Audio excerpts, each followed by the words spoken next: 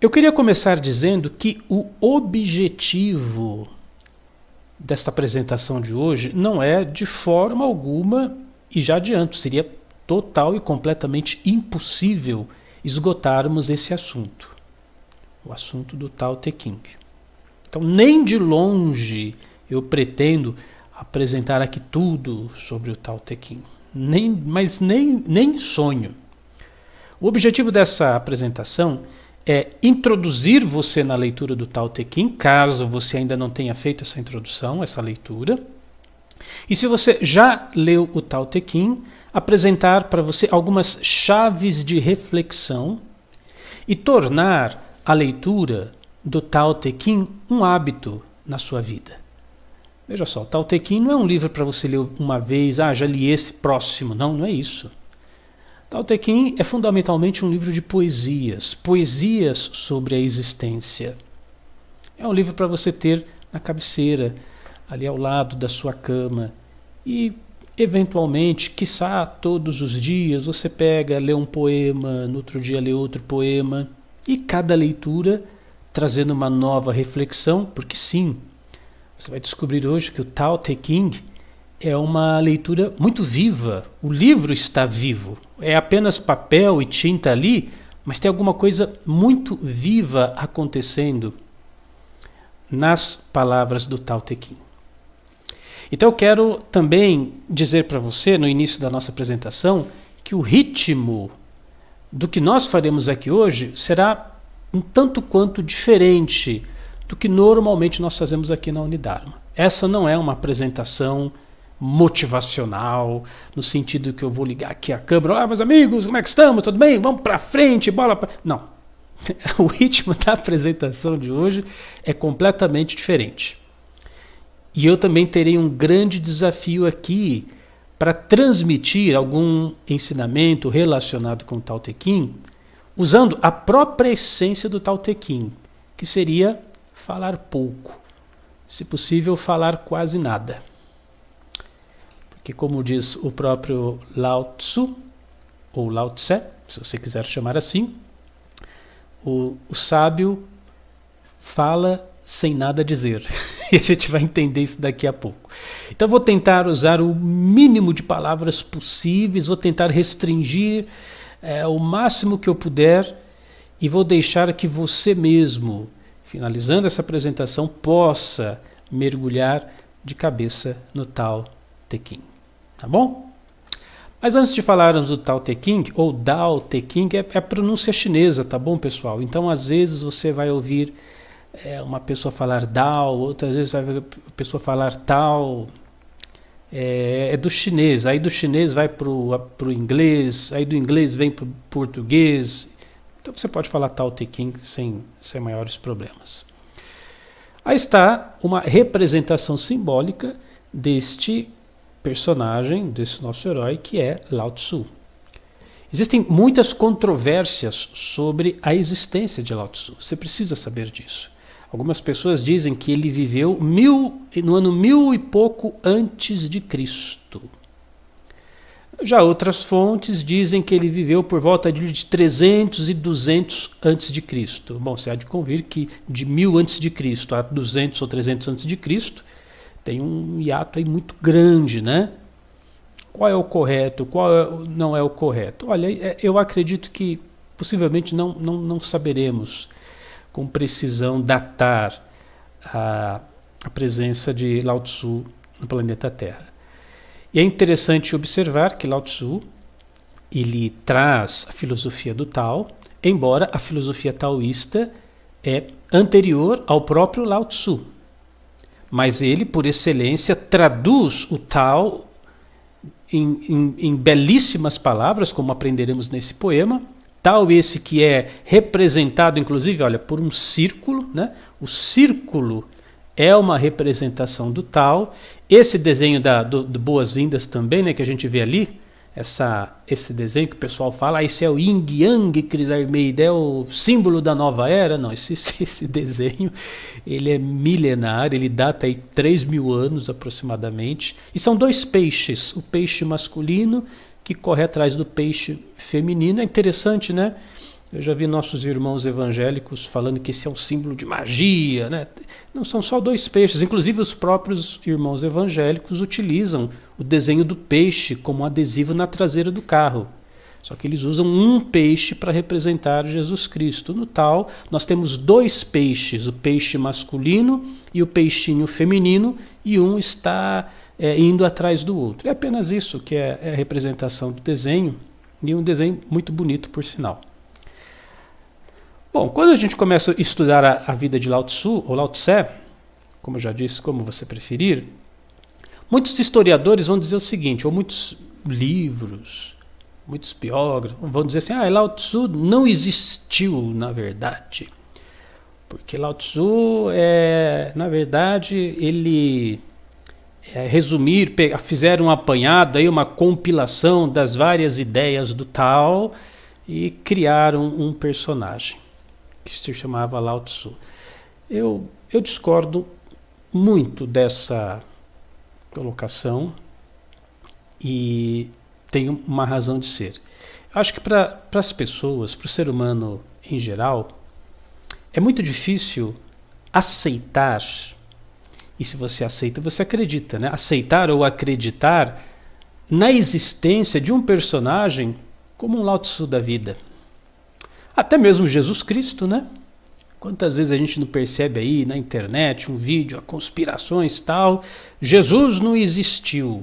Jesus é uma farsa, é um mito que foi criado por um grupo de pessoas, inventaram o mito Jesus. Também no caso de Lao Tzu, Lao Tzu é um mito, ele não existiu.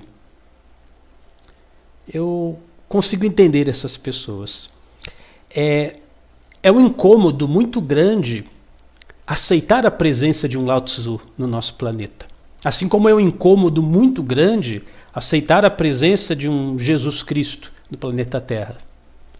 Você ter a lei de Talião, né? Toma lá, dá cá, olho por olho, dente por dente, a gente consegue suportar isso. Mas perdoar sempre, perdoar 70 vezes 7, amar os seus inimigos, isso não dá para aceitar. Esse cara não existe, esse cara não existiu, isso é uma lenda, isso é uma mitologia. Não pode existir uma pessoa assim, isso foi inventado.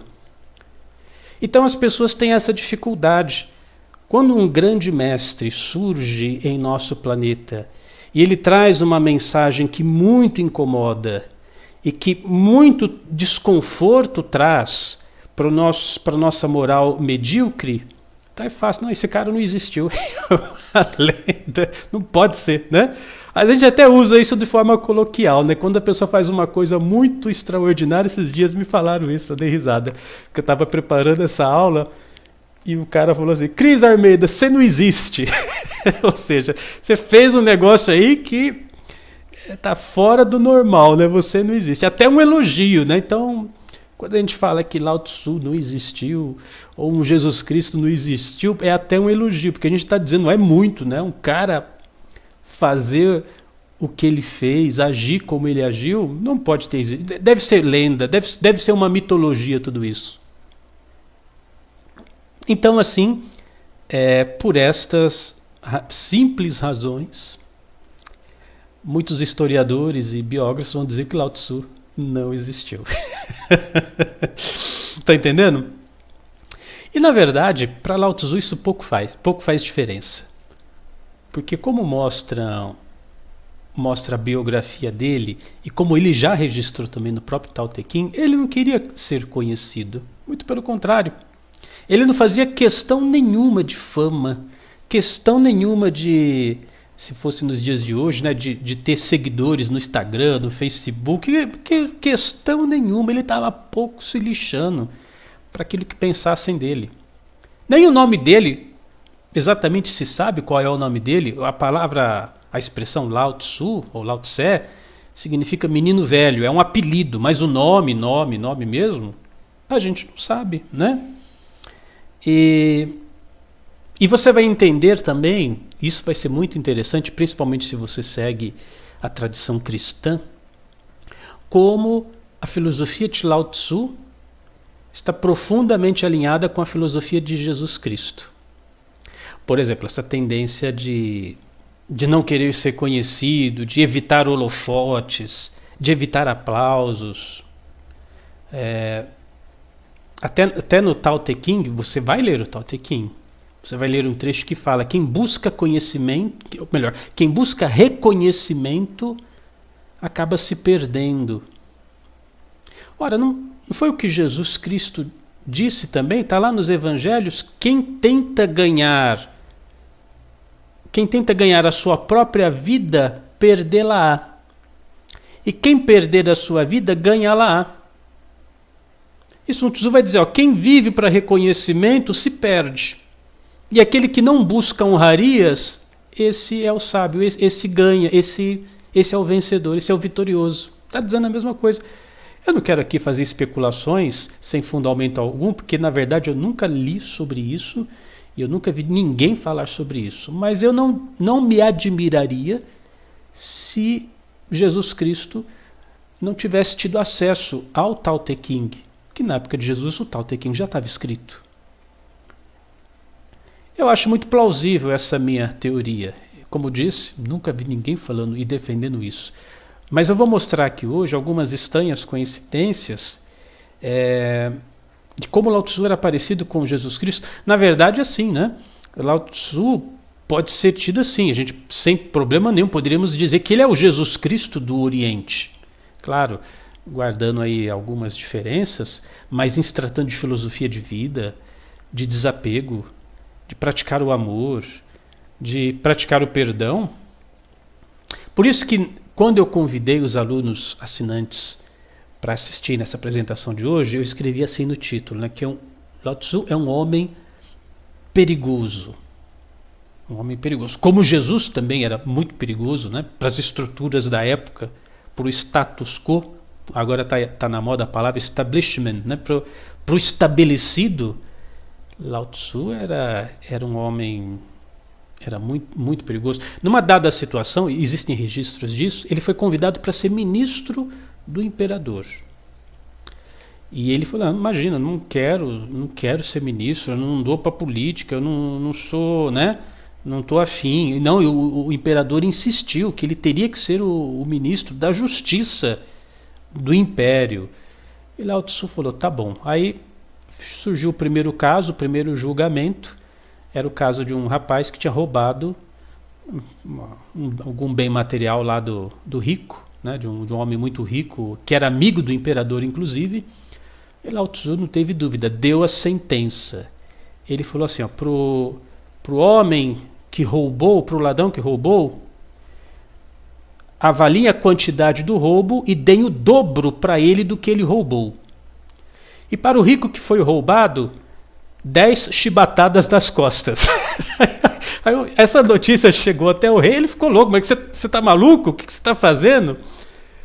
E Lao Tzu explicou: não, porque se o rico tem o suficiente para ser roubado, ele está se inapropriando de forma indevida, né? E o pobre coitado ali, ele está roubando para comer, então ele está precisando. Era meio socialista, talvez, sei lá.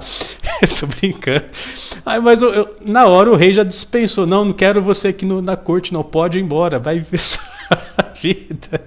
Dispensou rapidinho. Inclusive, Confúcio, existe um registro histórico também, que Confúcio é um dos grandes mestres da China, Lao Tzu também é um dos grandes mestres da China. Confúcio na China é o confucionismo. Lao Tzu, o taoísmo. Isso você tem que ter em mente, né? Mas o confucionismo é muito diferente do taoísmo. O taoísmo de Lao Tzu, ele é totalmente intuitivo. Ele não é baseado em palavras. Como eu disse, eu ia tentar falar o mínimo possível. Já o confucionismo é uma filosofia quase que matemática, moralista, o que é certo, o que é errado, o que você deve, o que você não deve, como que você tem que agir, como que você não pode agir, os seus deveres, as suas obrigações como cidadão, com a religião. Isso é o confucionismo. Só que Confúcio, diz os relatos históricos, estava um pouco assim, uma crise existencial. Estava passando por alguns problemas. Então há o registro do encontro de Confúcio quando ele vai até Lao Tzu. Ele pediu para os assessores dele, para os empregados dele, procurasse algum homem que ele pudesse conversar, que tivesse no mesmo nível de inteligência, porque isso é inegável, Confúcio era uma sumidade de inteligência. Então Confúcio estava à procura de um homem que ele pudesse conversar de igual para igual. E aí recomendaram Lao Tzu. E Confúcio ficou assustado. Mas eu nunca ouvi falar desse homem. Claro que nunca tinha ouvido Lao Tzu. Ele é completamente anônimo. E por ele ficaria anônimo até hoje. Ninguém ia saber da existência dele. Eu nunca ouvi falar desse homem e tal. Aí um falou outro. Aí ele decidiu ir lá. A conversa é secreta. Ninguém sabe exatamente o que foi dito. Mas quando Confúcio sai da cabana de Lao Tzu, ele diz para os seus seguidores: olha, fujam desse homem. Esse homem é o abismo da escuridão. Esse homem, não se aproximem mais dessa casa. Sumam daqui, né? Fujam desse homem, ele é muito perigoso. Eu gostaria muito de saber o que eles conversaram. Mas você pode saber um pouco, talvez, da essência do que eles conversaram lendo o Tao Te Ching. Lendo, talvez numa primeira vez, como a nossa mente, né, ocidental, racionalista, o que é certo, o que é moral, o que eu devo, o que eu posso, meus deveres, minhas obrigações. Aí você mergulha no Tao Te Ching, você até pode tentar assim ignorar a mensagem de Lao Tzu. Mas depois que você lê uma primeira vez o Tao Te Ching, a sua mente não vai ser mais a mesma. Né? Como a colega está brincando, né? Confundiu a mente do Confúcio. Para confundir o Confúcio, tem que ser... Mas ele confundiu o Confúcio. Então você não consegue ser a mesma pessoa depois que você lê o Tao Te Ching. Repare na sutileza da minha palavra. Quando você lê, mas lê mesmo, né? Não é passar assim os olhos, estou aqui com o Facebook aberto, estou ouvindo aqui, eu vou ouvir o áudio. Não, é você se parar, para tudo, desliga a televisão, rádio, internet, deixa eu sentar aqui, deixa eu me concentrar, deixa eu fazer a minha leitura, deixa eu conversar com Lao Tzu. É essa leitura. Você não vai ser a mesma pessoa depois dessa leitura, né? Então vamos para treinar um pouco, porque como eu disse no início da nossa apresentação, eu não tenho pretensão nenhuma de esgotar o assunto aqui do Tao Te Ching. A minha pretensão é introduzi-lo numa nova visão do Tao Te Ching, para que você se torne um praticante da leitura do Tao Te Ching, quiçá ao longo de toda a sua vida. Vai te fazer muito bem. Então a primeira frase do poema número 1. E essa frase, ela surgiu de uma forma muito inusitada. Vamos ler aí, olha. O Tao que pode ser expresso não é o verdadeiro Tao. O que é Tao, Cris? Vamos começar definindo as palavras. Tao é o caminho, ou a essência. Eu já vi algumas pessoas traduzindo como Deus, ou como existência. Você vai usar a tradução que você intuitivamente julgar será mais adequada. Então, o caminho que pode ser expresso, a existência que pode ser expressa, o eu sou que pode ser expresso, não é o verdadeiro Tao. E essa frase é mais ou menos assim, como pegadinha de vestibular. Porque o que aconteceu? Lao Tzu tinha alguns discípulos que o seguiam. Diferente de Buda, Buda também teve seus seguidores e todos os dias, Buda sentava no gramado ou numa colina, os seguidores aos montes, centenas, alguns contaram milhares de seguidores, sentavam ali para ouvir as palavras de Buda, os Dharma Sutras. Jesus Cristo também. Ele ia nas montanhas, nas colinas, as pessoas, as multidões o cercavam para ouvir as suas palavras. Mas Lao Tzu não era assim. Aliás, o jeitão de Lao Tzu, você jamais o reconheceria. Se um Jesus Cristo passasse ao seu lado, você imediatamente perceberia uma diferença ali. havia uma certa realeza naquele grande mestre. Como Gautama Buda também, Buda, embora se vestisse como um mendigo, mas era filho de um imperador, e a postura do Buda, por onde esses grandes mestres passavam, a presença deles era inevitavelmente percebida. A gente tem na vida de Jesus, por exemplo, quando Jesus entra na cidade e Zaqueu, desesperado, querendo ver Jesus, e sobe na árvore para ver o mestre passar, porque tinha muita gente observando. Imagine, não é? Aquele rei do reis, senhor dos senhores atravessando a cidade, aquela multidão, e eu desesperado tentando ver o mestre. Até mesmo Gautama Buda, até mesmo aqueles que não sabiam que Gautama Buda, era um iluminado, como por exemplo Angulimali, que era um grande assassino e matava todo mundo que via pela frente, ele vê Buda pela primeira vez e fala: olha, eu já matei muitas pessoas, eu poderia matar você agora, mas há algo de diferente em você, eu não sei o que é, mas eu não tenho vontade nenhuma de te matar. Agora, Lao Tzu não. Lao Tzu podia ser o seu vizinho, sabe aquele tiozinho que mora ali do lado, sozinho, na casa, meia pobrezinha, tem uma cerquinha assim, um jardinzinho na frente, ninguém sabe quem que mora ali? Podia ser Lao Tzu. Ninguém sabia o nome desse cara, ninguém sabia o que ele era. E os discípulos dele não recebiam instrução nenhuma, não tinha palestra. Não tinha webinar igual a gente está fazendo aqui, live, não tinha nada. Lao Tzu se sentava, os discípulos sentavam, às vezes preparavam um chá, eles tomavam um chá, ficavam ali em silêncio meditando só. Bom, até que chegou uma dada situação que Lao Tzu já estava com idade avançada e ele decide ir embora.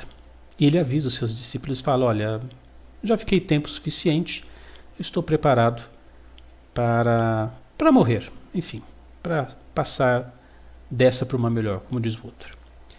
E os discípulos ficaram muito tristes, tentaram seguir ele por um tempo. Diz a tradição que ele foi em cima de um boi, né?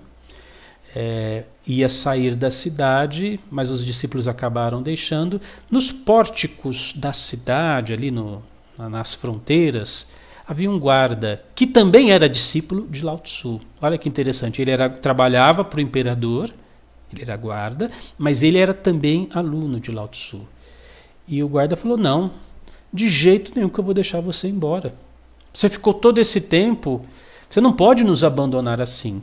Vamos combinar o seguinte: coloque no papel, escreva a essência dos seus ensinamentos, deixe alguma coisa, deixe alguma herança para nós. Nós somos teus filhos, nós somos teus discípulos, nós te seguimos até agora. Deixa-nos uma herança por escrito, porque pelo menos quando você partir, nós vamos ter alguma coisa em mãos.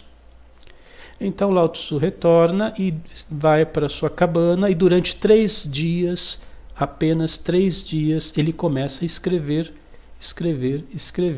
o Tao Te Ching, o livro do caminho infinito, o livro da essência, o caminho da iluminação. As traduções são as mais variadas possíveis, você vai encontrar muitas. Mas percebeu a pegadinha? Porque essa frase aqui, o tal que pode ser expresso não é o verdadeiro tal. Esse é o primeiro parágrafo, a primeira linha do livro de Lao Tzu. E aí é uma pegadinha, vocês já sacaram, né? Ele está dizendo o seguinte: ó, eu vou escrever aqui um monte de coisa, mas não é nada disso. Tal é. Esse é o abismo, esse é o abismo que deixou Confúcio desesperado. Quer dizer, eu vou te falar um monte de coisa para te mostrar o que é a verdade, mas tudo que eu falar não vai ser verdadeiro. Aí você lê essa primeira frase do livro e você pensa: mas, diacho, eu vou ler ou não vou ler o que eu vou ler aqui? Então Lao Tzu já te passa uma grande responsabilidade. Ele está dizendo com essas palavras: olha, é da sua conta. Eu vou tecer aqui, vou brincar com as palavras, vou colocar aqui algumas coisas. Se você vai tomar isso como verdade ou não, é da sua conta. É diferente de outras tradições, né? Por exemplo, a gente percebe na tradição cristã um apego muito grande à palavra, né? A Bíblia, principalmente nossos queridos irmãos evangélicos, o respeito, a devoção, o carinho que tem pelas sagradas escrituras. Não há problema nenhum nisso se você tem essa convicção. Mas repare que não dá para fazer a mesma coisa com o Tao Te Ching, né? Porque o próprio Tao Te Ching, ele está dizendo o seguinte, olha, você é livre e você tem o direito de acreditar ou não acreditar no que está escrito aqui. Como a colega está colocando, o Tico e Teco fica confundido. É isso mesmo, né? Mas agora, vamos mergulhar um pouquinho mais. O tal que pode ser expresso, ou a essência, o eu sou, o caminho que pode ser expresso, não é o verdadeiro tal. Você já reparou que toda tentativa de descrever alguma coisa é imperfeita e não raro falsa? Todas as vezes que você quer descrever alguma coisa. Aqui, Lao Tzu foi convidado a descrever a verdade, descrever o caminho, descrever o tal. Mas, por exemplo, você entra numa rede social, no Facebook, no LinkedIn, por exemplo, LinkedIn, onde você vai montar um currículo para arrumar um emprego. Aí você vai colocar lá na bio uma descrição. Ou você vai montar um currículo Lattes, aqui no Brasil, por exemplo. Não sei se em Portugal existe um sistema similar. Aqui no Brasil, nas universidades, temos o currículo Lattes, que é onde você registra as graduações, os cursos que você fez, os estágios, as publicações, etc. Então você faz uma descrição curricular ou um perfil no LinkedIn, por exemplo. Eu pergunto, o que você escreveu ali na sua bio é verdadeiro? Aquilo ali é você? Aquilo ali expressa verdadeiramente quem você é? Mas nem em sonho descreve quem você é. Descrever quem você é mesmo. Esse eu sou. Ali no seu perfil do Facebook tem uma descrição exatamente correta, perfeitamente absoluta de quem você é. Eu leio aquilo ali, eu compreendo a sua essência, eu sei exatamente quem você é. Mas nem de longe. Aquela tentativa de descrever você é uma das coisas mais imperfeitas. De forma alguma aquilo é você. O tal que pode ser expresso não é o verdadeiro tal. O perfil que você coloca no Facebook não é o seu verdadeiro perfil, não é você. Assim como qualquer outro tipo de definição. Veja só, eu peço para você, aqui, tomara que não tenha crianças na sala, eu peço para você assim, descreva um orgasmo. Aí você vai me contar, bom, o orgasmo é assim, o orgasmo é assado, o orgasmo eu sinto isso, o orgasmo eu sinto aquilo, tá. Isso é orgasmo? Não, isso está longe de ser orgasmo. Qualquer palavreado que você utilize para tentar descrever o orgasmo, isso está longe da experiência do que realmente é o orgasmo. Por mais que você use blá, blá, blá, blá, blá, blá, blá, blá, blá, né? Você não vai conseguir verdadeiramente descrever essa coisa. Quanto mais o tal. Como é que você vai descrever Deus? Então escreve aí um livro sobre Deus. É como George Gurdjieff, nós temos o curso, né? Gurdjieff, o grande mestre do autoconhecimento, falou para P.D. Ouspensky. Gurdjieff chega para Ouspensky e fala, olha, eu sei que você já escreveu sobre teologia, você já escreveu sobre Deus. Então, Ouspensky, sobre esse assunto a gente não vai conversar. Você já sabe teologia, você já sabe sobre Deus. Aí Ouspensky coça a cabeça e fala, olha, faz o seguinte, começa comigo do zero, eu não sei de nada. Aquilo foram só palavras. Quem realmente é Deus, eu não sei. Por favor, comece do zero comigo. Na Idade Média, Tommaso d'Aquino, ou Tomás de Aquino, escreveu a conhecida Suma Teológica. Eu, quando estudei latim, eu fui convidado a ler a Suma Teológica completa, não consegui, obviamente, é uma quantidade gigantesca de livros, que está incompleta, inclusive. Eu não sei se você tem essa informação, a Suma Teológica que nós temos hoje, de Tomás de Aquino, ela é incompleta, Por quê? Porque Tomás de Aquino, lá no seu convento, no seu quarto, começou a escrever a Suma, fazer a teologia, escrever sobre Deus, as provas de que Deus existe, quem é Deus, qual é a essência de Deus, blá, blá, blá.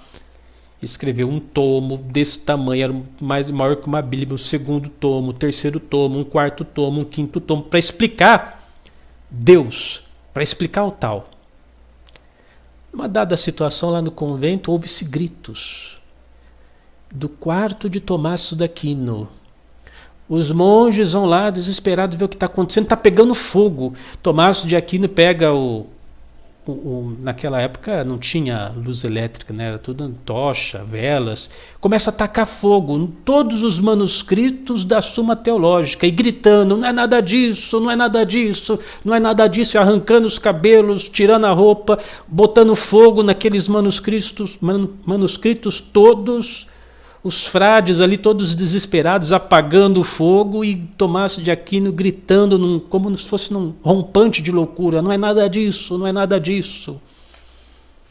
Talvez naquele momento ele tivesse tido um satori, né? Um samadhi, ele teve uma real percepção do tal, da verdade, e viu que o tal que pode ser expresso não é o verdadeiro tal. Talvez naquele momento ele descobriu que não era nada daquilo. E o mais gozado é que toda a teologia católica está baseada na Suma Teológica. E isso os representantes da igreja não dizem para você, não disseram isso para você, né? Os padres não contaram isso para você.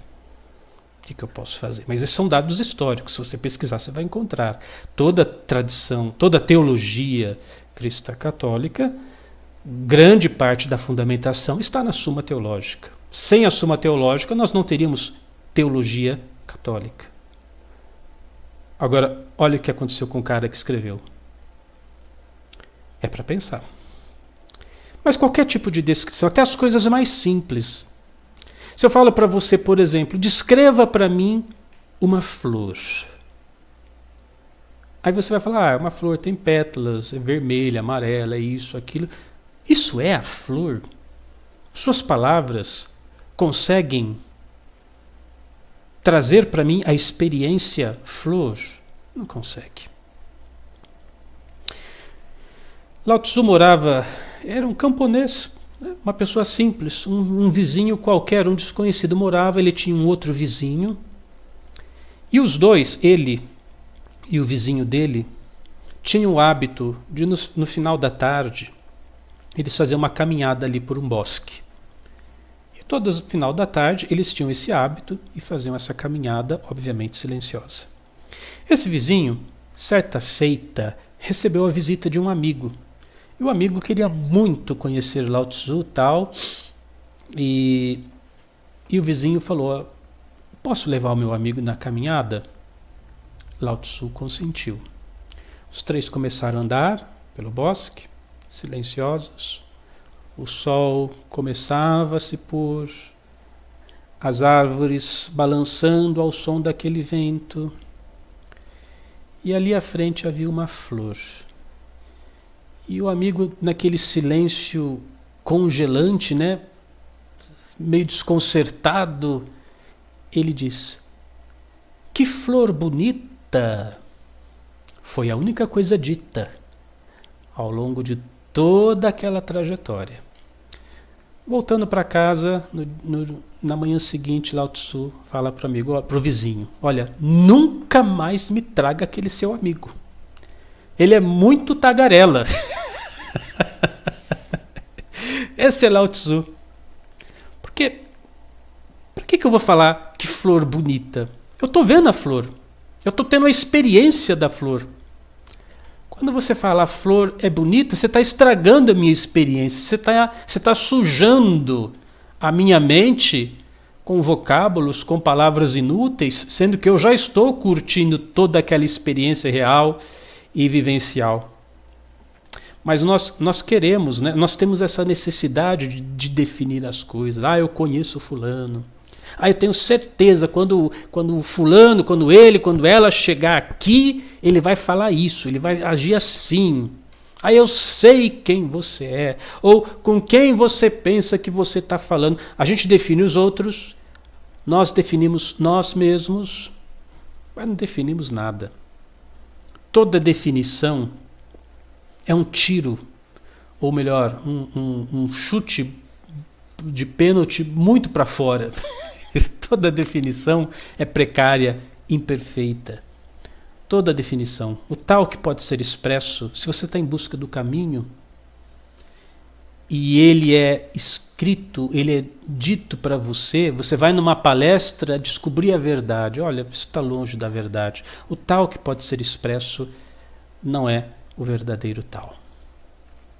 Aí temos uma outra frase do segundo poema. Vamos ler juntos? Só temos consciência do belo quando conhecemos o feio.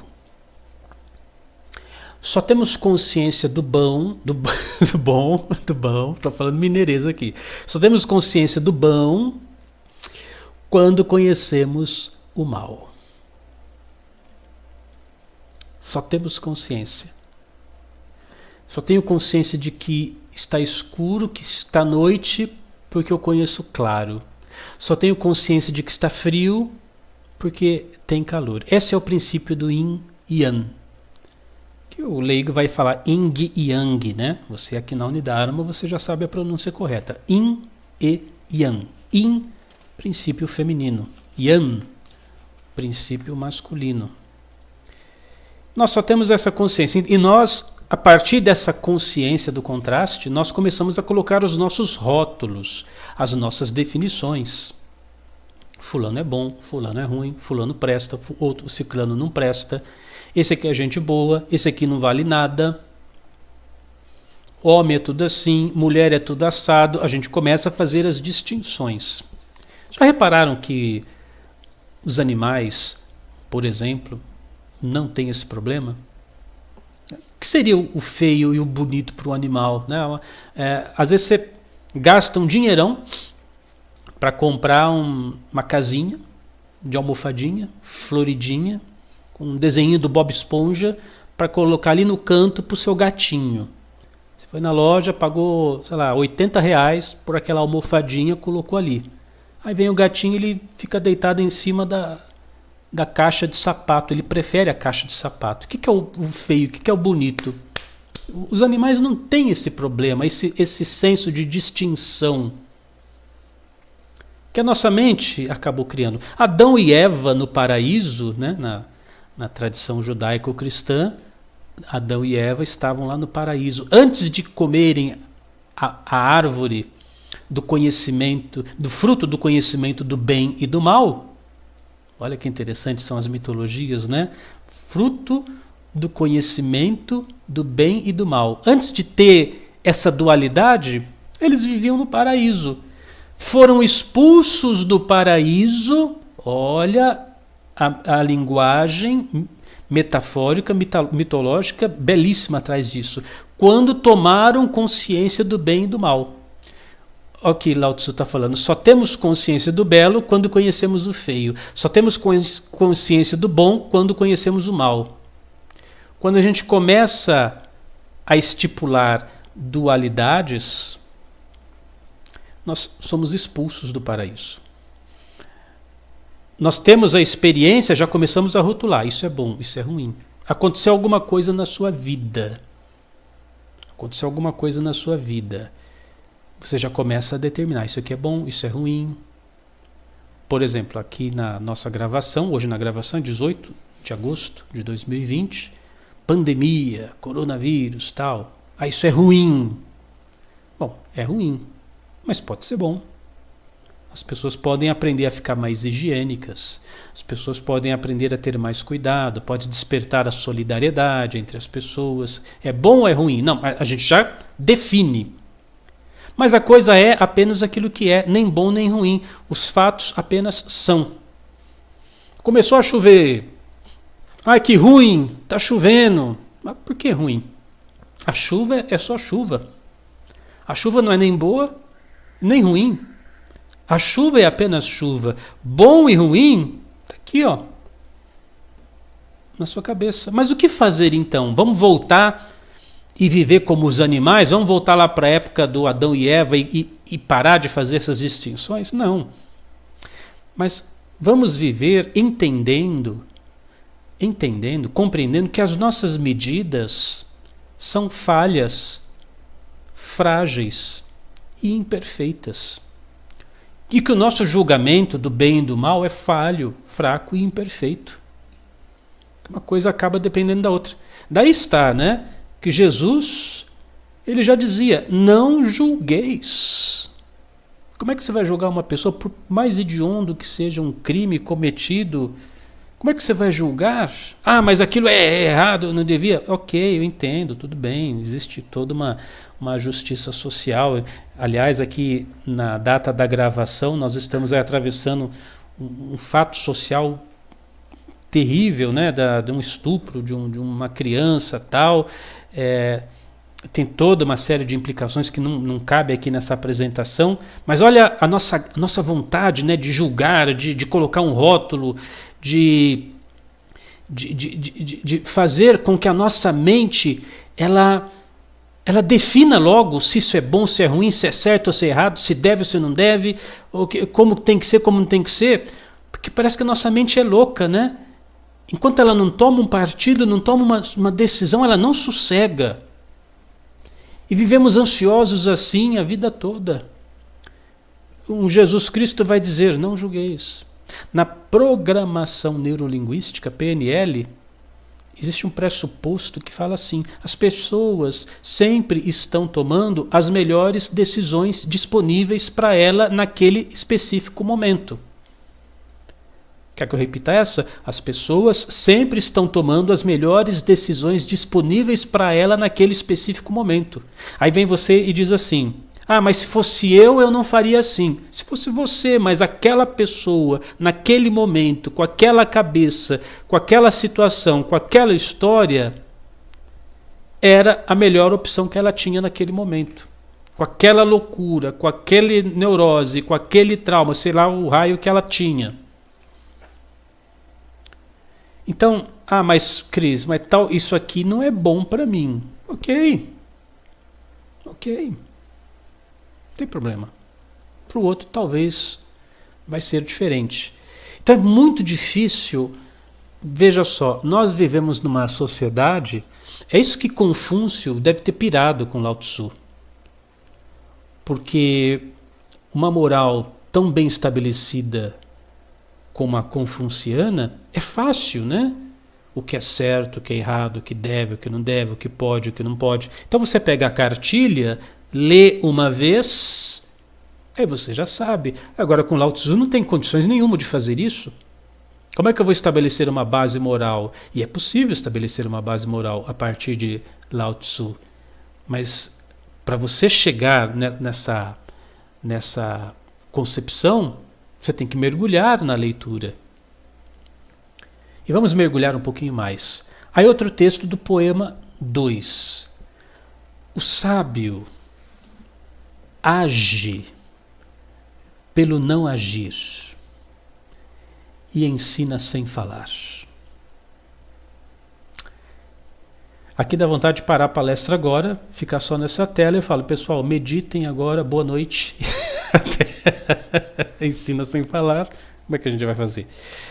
O fato é que nós somos tão desesperados quando acontece alguma coisa na nossa vida, quando acontece um incidente, quando acontece qualquer coisa, a gente quer resolver, tem que resolver.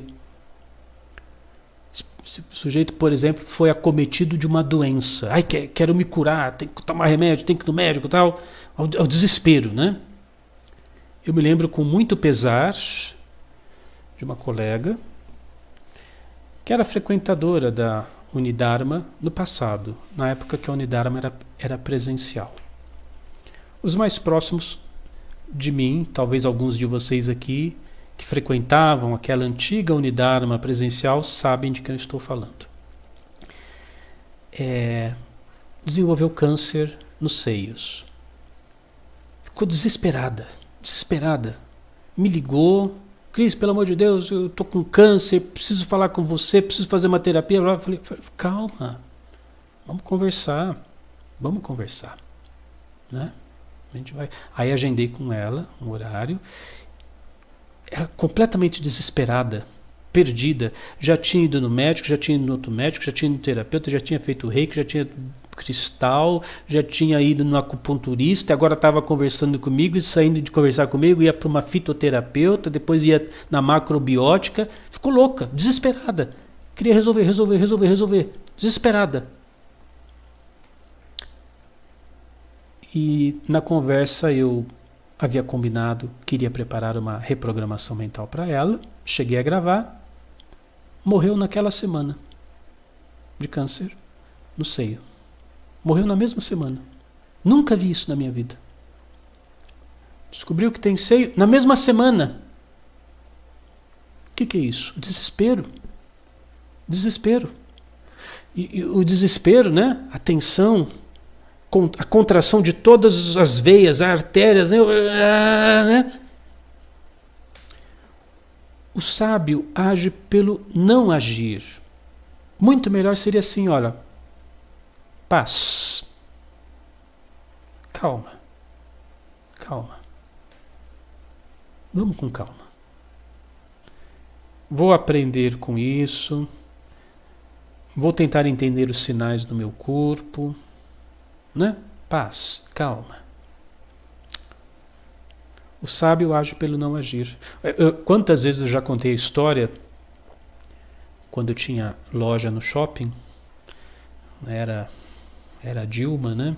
Teve todo aquele investimento assim de facilitação de crédito, aí todo mundo começou a abrir loja, comprar casa, comprar eletrodoméstico, os empreendedores começaram a comprar empresa, eu montei 2 de uma vez, o colega montou uma loja e de repente, brum, desaba tudo, né? Quer dizer, eu dou tudo, depois puxo o tapete, aí fecha uma loja, fecha outra, o shopping fantasmagórico, vazio. E eu com 2 lojas paradas, o colega da loja do lado, com 2 crianças pequenas, esposa, se suicidou. Dívida, tem que resolver. Passou uma corda no pescoço, se suicidou. Tem que fazer alguma coisa, tem que fazer. Ai, meu Deus do céu, como é que eu vou fazer? Como é que eu vou pagar o boleto? Como é que eu vou pagar a franquia? Como é que eu vou pagar a loja? Como é que eu vou pagar o shopping? Como é que eu vou pagar o funcionário? Quando vê, a mesma coisa. Em vez de falar, calma, paz. O sábio age pelo não agir. Agora é momento de entender a situação. Então, como eu citei agora há pouco, né? Pandemia, coronavírus, tal. O que eu tenho que fazer? Olha para as árvores. Elas estão desesperadas com a pandemia? Não. Olha para o gato que você tem, o cachorro, sei lá, o passarinho que você tem aí na sua casa. Ele está desesperado por causa de coronavírus? Não. Segue, a vida que segue. Como uma árvore, né? Bem plantada. Imagine você, tem essa imagem na mente. Uma árvore bem plantada, folhas, está ali. Estabelecida. Quieta.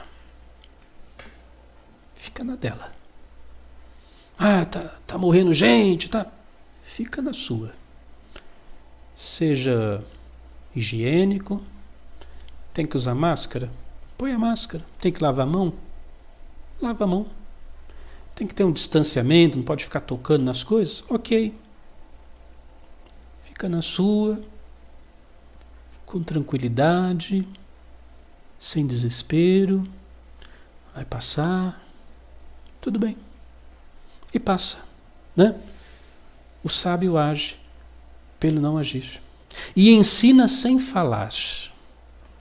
São Francisco de Assis, um dos personagens mais extraordinários que o planeta Terra já conseguiu produzir, São Francisco de Assis dizia assim para os seus discípulos: preguemos o Evangelho o tempo todo. Preguemos o Evangelho o tempo todo. E quando for estritamente estritamente necessário, utilizemos a palavra. Preguemos o Evangelho o tempo todo. Como? Com a vida, né? Com o bom exemplo, com a caridade, com ajudar o próximo. Preguemos o Evangelho o tempo todo. E quando for estritamente, mas agora não tem como, tem que falar mesmo. Quando tiver que realmente abrir a boca, aí a gente usa a palavra para pregar o Evangelho. O sábio age pelo não agir. E ensina sem falar. Que contraditório, né? Para nós, em época das lives, né? Hoje tem live para tudo quanto é canto, né? Live e tal. Os youtubers, né? O poder da palavra, do que parece ser, cada um dando a sua aula, a sua matéria, falando disso, daquilo, etc. Então, Lao Tzu vai dizer o seguinte, olha, assim é o sábio. Leiam aí. Assim é o sábio.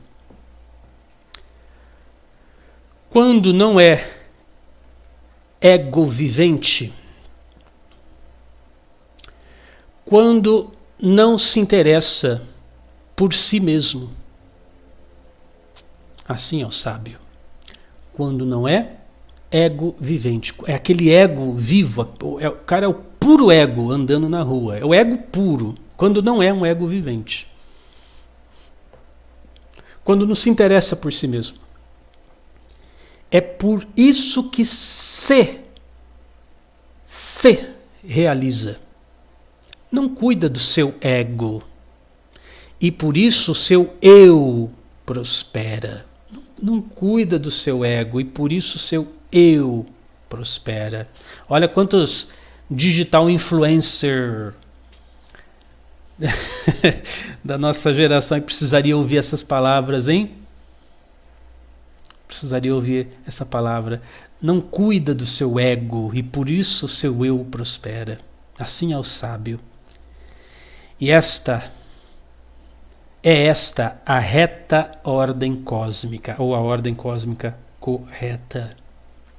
Somente o desinteressado se autorrealiza.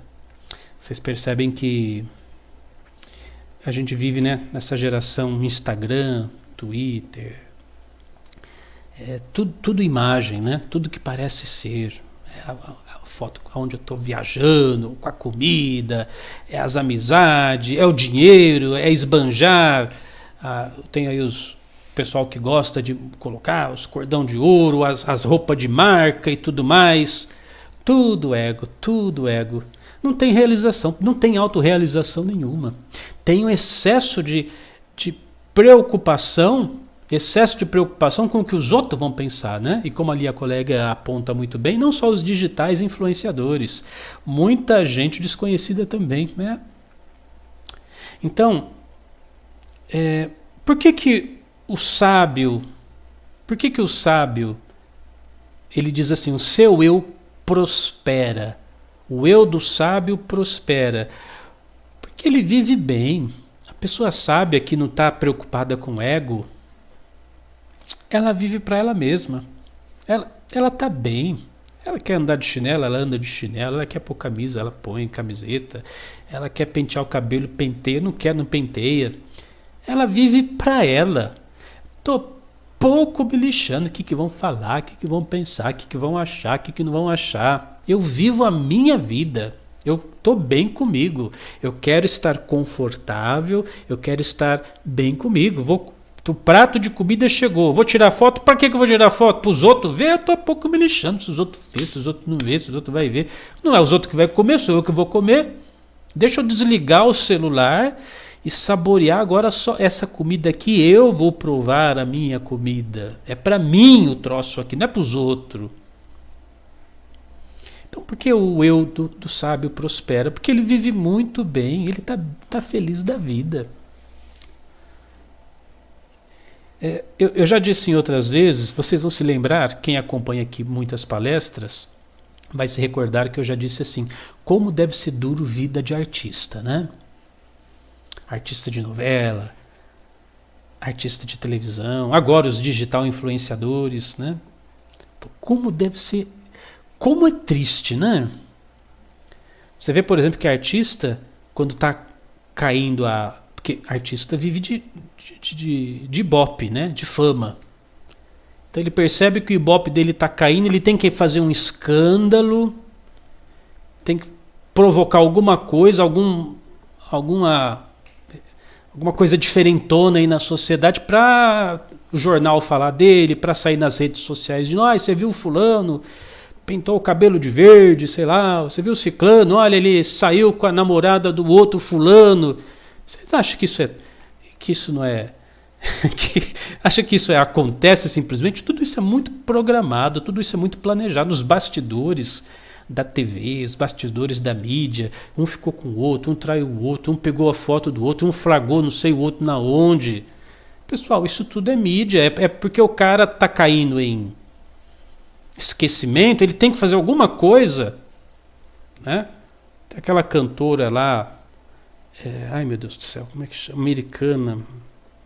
Olha, desculpa quem é fã, não estou falando da arte dela, estou falando da vida infeliz talvez que ela vive, daquela Miley Cyrus, né? Miley Cyrus era cantora, cantava em igreja, todo mundo gostou do jeito que ela cantava, uma voz muito bonita, cantava muito bem, etc. Teve uma projeção, gravou um disco, beleza.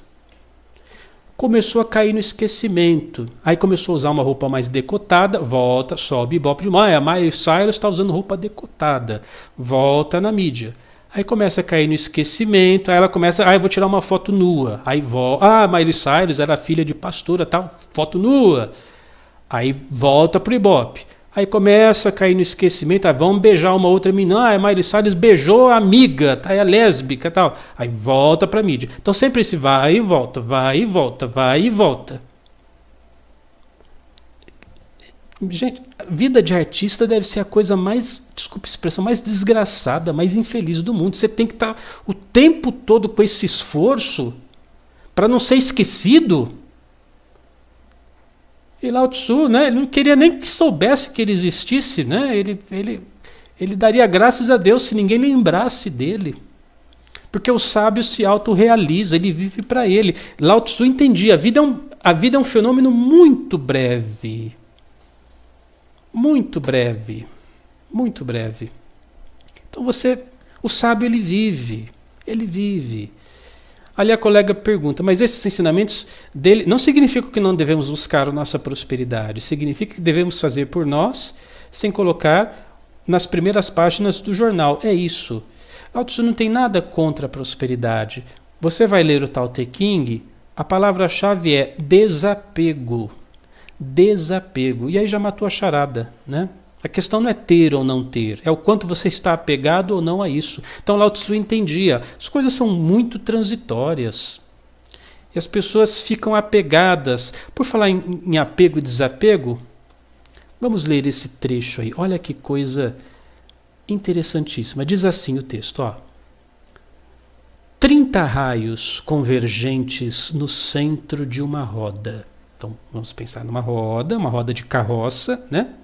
Roda de carroça e os raios convergindo para o centro da roda. E claro, ali no centro da roda tem um buraco, onde o eixo da roda tem que entrar, né? Porque se não tiver o eixo, como é que a roda vai parar na carroça? Não é assim? Então tem a roda, tem os eixos, tem os raios e no centro o eixo onde eu vou colocar ali a estaca para a roda rodar. Então olha o texto. 30 raios convergentes no centro de uma roda, mas somente o vazio entre os raios é que permite seu movimento. Acompanhando o raciocínio. O oleiro faz um vaso manipulando a argila, mas é o oco do vaso que lhe dá utilidade. Estou fazendo o vaso. Se fosse uma peça sem o oco, esse vaso ia servir para quê? Não ia servir para nada. Paredes com massa são massas com portas e janelas. Mas somente a abertura entre as massas, ou seja, as portas e a janela, é que dá utilidade. Já imaginou uma casa construída sem porta, sem janela? Só a parede? Sem o vazio? Não ia servir para nada. Assim são as coisas físicas, que parecem ser o principal, mas o seu valor está no vazio. E aí responde a questão da prosperidade. Eu comprei o iPhone de última geração. Parece que isso é o principal, mas o valor está na utilidade ou não daquilo. Vai ser útil, não vai ser útil? Vou poder aproveitar, não vou? Eu estou usando isso aqui para mostrar para os outros que eu tenho. É para isso. O sábio, ele sabe, ele prospera porque ele desfruta ao máximo a vida que ele tem. Ele não está vivendo em função das coisas lá fora. A gente percebe, essa questão do vazio é muito significativa. Repare como as pessoas estão... A expressão é muito adequada para esse poema, né? Poema 11. As pessoas estão cheias de si. As pessoas estão cheias de si, sem o espaço vazio. Não são meditadores, não tem o vazio nelas, elas estão cheias de si. Você chega para a pessoa, eu tenho diploma disso, eu tenho diploma daquilo, eu tenho um título honoris causa disso aqui, eu tenho título não sei o que, eu sou PhD, FGHIJ nisso e naquilo, eu tenho dinheiro, eu tenho carro, eu tenho isso. As pessoas estão cheias, cheias, cheias. E nada disso é o principal. Aliás, quando a gente fala até nessa parte de conhecimento, bem sabemos, quem tudo sabe e não tem mais nada para aprender, tudo sabe entre aspas, né? Aquele cara que se formou, sei lá, em medicina, há 40 anos trabalha lá na cidadezinha, ele sabe tudo, até hoje está receitando Coca-Cola para a pessoa, sei lá, desentupir o intestino, né? Ele já sabe, ele não precisa fazer atualização, ele não precisa fazer curso, nada, ele já sabe. A pessoa que tudo sabe é o arrogante burro. Logo vai fracassar. O que nós estamos fazendo aqui na Unidarma? Ocupando esse vazio. Eu já disse para vocês que eu estudo todo dia, o tempo todo, pelo menos 4 horas por dia, procuro estar lendo, estudando, me aperfeiçoando, porque... eu gosto da máxima socrática, eu não sei nada. Tudo que eu sei é que eu nada sei. Eu tenho um grande vazio e eu tenho que fazer um esforço diário de tentar colher alguma coisa. Mas o arrogante, a pessoa que sabe tudo, a pessoa cheia de si, ela fracassará. E mesmo nos bens materiais, né? Como a Catarina está colocando, ser de uma forma desinteressada. Isso, ser de uma forma desinteressada. Porque quem tem tudo, não conhece a dádiva, por exemplo, de receber ajuda. Eu estava assistindo, um tempo atrás, não faz muito tempo não, um documentário com Ram Dass. Ram Dass é um personagem muito conhecido para os praticantes de yoga. Quem é da turminha do yoga, e eu estou falando Ram Dass, sabe do que eu estou falando. Se você não conhece Ram Dass, fica tranquilo, é porque você não é da turma do yoga, mas quem é do yoga sabe. Ram Dass, ele teve um derrame, paralisou metade do corpo dele. E nesse documentário, ele falou assim, olha, eu já vivi de tudo na minha vida, já tive todas as experiências, mas a melhor coisa que aconteceu na minha vida foi esse derrame. Porque eu conheci a dádiva do que é receber ajuda. Eu era muito dono de mim mesmo, não aceitava ajuda de ninguém. E a melhor coisa que me aconteceu foi esse derrame, porque eu pude obter a dádiva de saber o que é receber ajuda de outra pessoa. Então a pessoa cheia de si, que não tem esse espaço vazio, que não tem algo a ser preenchido, a pessoa que já sabe, né? Não precisa assistir essas palestras, Unidharma, para que Unidharma? Eu já sei. Essas coisas que o Cris Armeida aí está falando, eu já sei. Pessoa cheia de si, ela é fria, ela é sem graça, ela já está cheia, né? Nós tivemos um caso recente aqui no Brasil, do motoboy, que foi lá entregar a comida para o senhor lá no condomínio, e o senhor, aqui a minha pele, você tem inveja de mim, que eu tenho dinheiro, olha quanto você deve ganhar uma merreca, 2, 3 mil reais, você não sabe quanto que eu ganho, você tem inveja aqui da casa que eu moro. Então a pessoa cheia, a pessoa que não tem um vazio, que não tem essa humildade, essa disposição para aprender, para cultivar, para buscar mais, é uma pessoa totalmente sem graça, não serve para nada na existência, não entendeu nada. Não entendeu nada. E por fim, já estou finalizando, tá? Hoje extrapolamos um pouquinho nosso tempo. Disse no começo o seguinte: meu objetivo dessa apresentação é apresentar para você Lao Tzu, prazer, Lao Tzu, você já está conhecendo, e apresentar o livro que ele escreveu, o Tao Te Ching. E eu quero dizer para você o seguinte: não se comova, não fique impressionado, não fique seduzido, fascinado com os sábios e entendidos no assunto. Pegou o que eu falei? Captou a mensagem? Não fique assim, a explicação, nem da minha, nem da de ninguém. O Tao Te Ching foi escrito para você. Lao Tzu escreveu ele para que você pudesse ler. Explicações, teorias, filosofias, teologias, o tal que pode ser expresso não é o verdadeiro tal. Então, não fique preso a isso, porque vocês vão encontrar muita coisa, né? Muitos doutores, muitos mestres, muitas pessoas explicando o real significado do Tao Te Ching, se colocam como autoridades sumas no assunto. Não se comova, não se incomode com os sábios entendidos. Até Jesus Cristo dizia isso, né? Tem uma passagem linda do Evangelho que Jesus está rezando e Jesus fala: Pai, eu te agradeço, eu te dou graças porque ocultaste estas coisas dos sábios e entendidos e a revelastes aos pequeninos. Então, só com humildade, com muita humildade, você pode perceber o que é o tal. Então, esse é o meu convite. Leia. Todo dia, leia um pouco, leia de novo. O Tao Te Ching não é estático. Cada dia que você ler, vai ter uma coisa diferente ali. Por isso que Lao Tzu é um homem perigoso, né? Porque cada vez que você toma contato com esse texto, você vai se perguntar: o que isso significa para mim hoje?